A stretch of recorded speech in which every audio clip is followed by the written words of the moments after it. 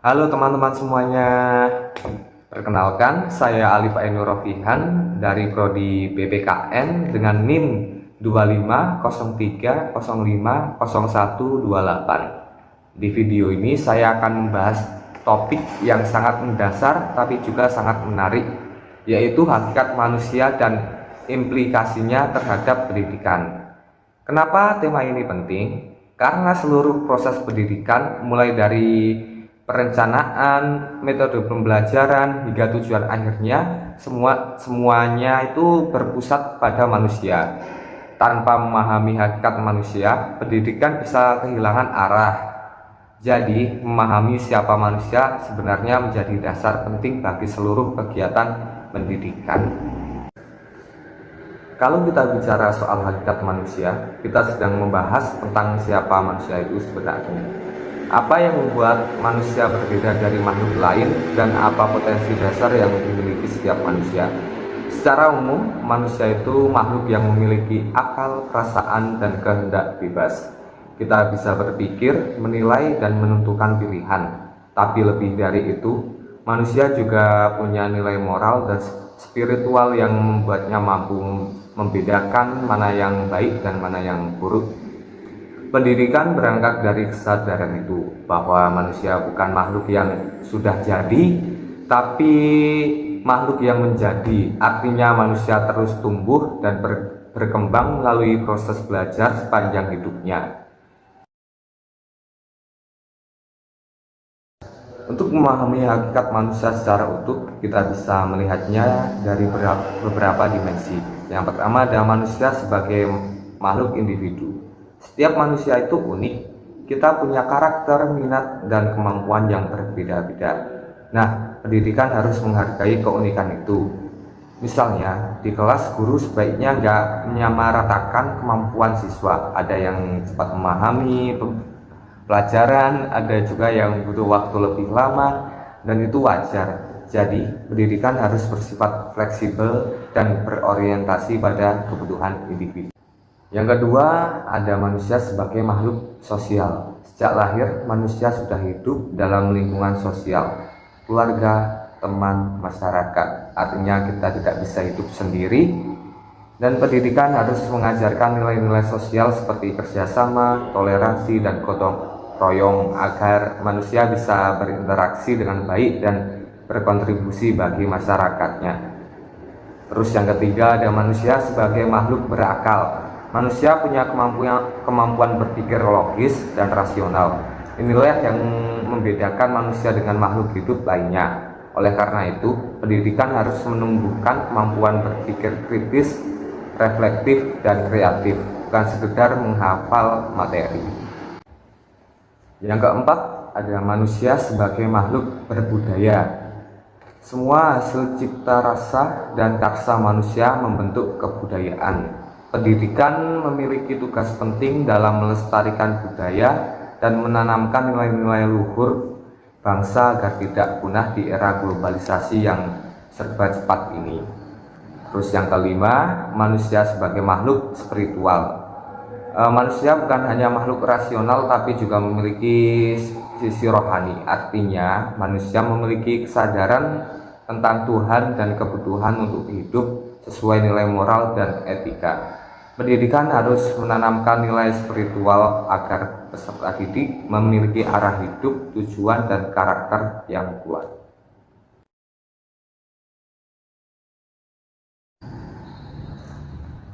Beberapa tokoh pendidikan dunia memberikan pandangan yang membantu kita memahami hubungan antara manusia dan pendidikan.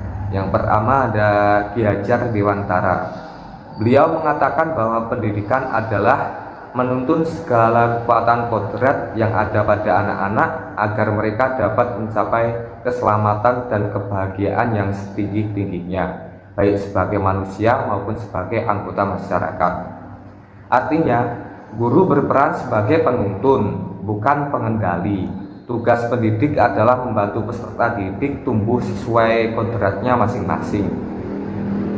Jadi, pendidikan seharusnya tidak menekan atau menyeragamkan, tapi menumbuhkan potensi manusia. Yang kedua ada John Dewey. Menurut John Dewey, pendidikan adalah proses pengalaman anak-anak belajar, bukan dari apa yang guru katakan, tapi dari apa yang mereka alami. Jadi, pendidikan harus berbasis pengalaman nyata. Hal ini sejalan dengan hakikat manusia yang aktif dan ingin tahu. Yang ketiga ada dari Paulo Freire.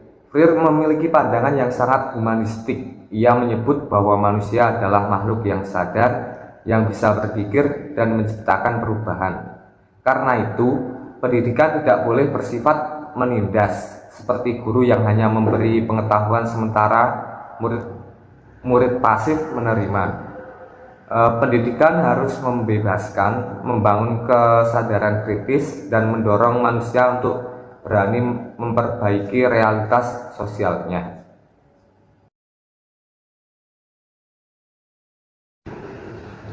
Nah, setelah kita paham tentang siapa manusia itu, sekarang kita masuk ke bagian penting, apa implikasinya terhadap pendidikan. Yang pertama, pendidikan harus berpusat pada manusia. Peserta didik bukan objek, tapi subjek dalam proses belajar. Artinya, pendidikan harus memperlakukan siswa sebagai individu yang aktif, berpikir, dan punya hak untuk berkembang sesuai potensinya. Yang kedua ada pendidikan harus holistik, karena manusia punya banyak dimensi, fisik, intelektual, sosial, dan spiritual, maka pendidikan juga harus mengembangkan semuanya secara seimbang. Misalnya jangan hanya fokus pada nilai akademik, tapi juga karakter, keterampilan sosial, dan keimanan. Terus yang ketiga ada pendidikan harus kontekstual, artinya pembelajaran harus relevan dengan kehidupan nyata siswa. Misalnya ketika belajar matematika atau sains, guru bisa mengaitkan materi dengan situasi yang sering ditemui di kehidupan sehari-hari. Hal ini penting karena manusia belajar paling efektif ketika materi terasa bermakna bagi kehidupannya. Yang keempat yaitu pendidikan harus menumbuhkan kemandirian dan tanggung jawab. Manusia memiliki kebebasan berpikir dan bertindak, tapi kebebasan itu harus diiringi tanggung jawab moral. Karena itu, pendidikan harus menanamkan nilai disiplin, tanggung jawab, dan integritas sejak dini. Yang kelima ada pendidikan harus menanamkan nilai moral dan spiritual. Karena manusia punya hati nurani dan kesadaran moral, pendidikan tidak boleh hanya berfokus pada kecerdasan otak, tapi juga hati. Nilai-nilai seperti kejujuran, empati, dan kasih sayang harus menjadi bagian dari kurikulum.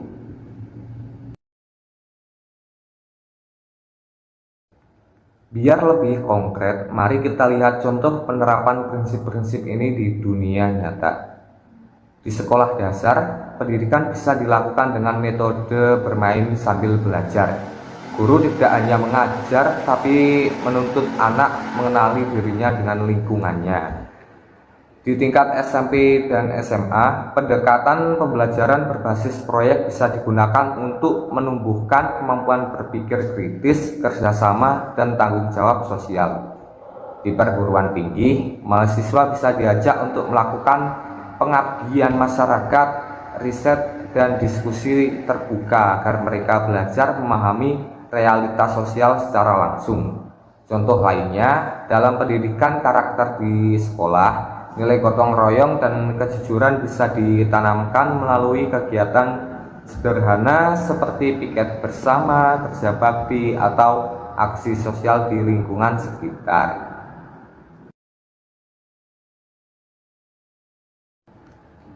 Namun, mewujudkan pendidikan yang sesuai dengan hakikat manusia bukan hal yang mudah. Ada beberapa tantangan nyata yang masih kita hadapi, antara lain yaitu sistem pendidikan yang terlalu menekankan nilai ujian. Masih banyak sekolah yang berfokus pada hasil akademik, bukan pada proses belajar atau pembentukan karakter. Terus ada peran guru yang belum sepenuhnya berubah. Masih ada guru yang mengajar dengan pola lama, satu arah, di mana murid hanya mendengar tanpa kesempatan berpikir kritis. Terus ada kurangnya fasilitas dan dukungan untuk pembelajaran kreatif. Tidak semua sekolah itu memiliki lingkungan belajar yang mendukung pengembangan potensi siswa. Selanjutnya ada pengaruh teknologi dan media sosial. Banyak siswa yang lebih terpapar pada konten hiburan dibandingkan hal-hal yang membangun karakter dan moral. Nah, semua tantangan ini menunjukkan bahwa tugas pendidik masih panjang. Tapi kalau kita kembali ke dasar, yaitu hakikat manusia, kita bisa menata ulang arah pendidikan agar lebih manusiawi.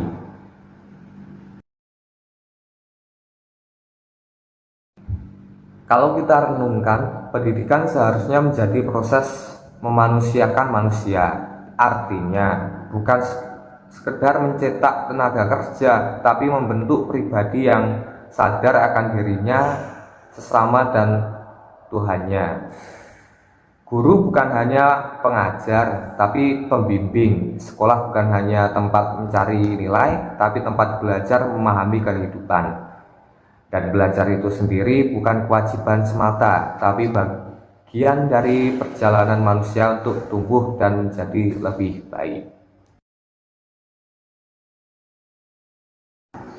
Sebagai penutup, bisa saya simpulkan bahwa hakikat manusia adalah makhluk yang utuh, memiliki potensi akal, moral, sosial, budaya, dan spiritual. Pendidikan yang sejati adalah pendidikan yang mampu menumbuhkan semua potensi itu secara seimbang.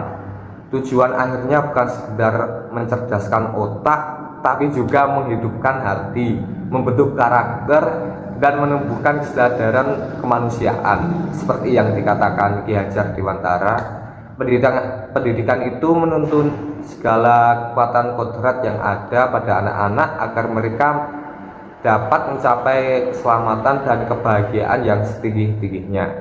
Jadi, mari kita jadikan pendidikan bukan hanya alat untuk sukses, tapi jalan untuk menjadi manusia seutuhnya, manusia yang berpikir, berakhlak, dan berperan sebagai kehidupan. Terima kasih sudah menyimak video saya. Semoga bermanfaat dan sampai jumpa di kesempatan berikutnya. Bye-bye.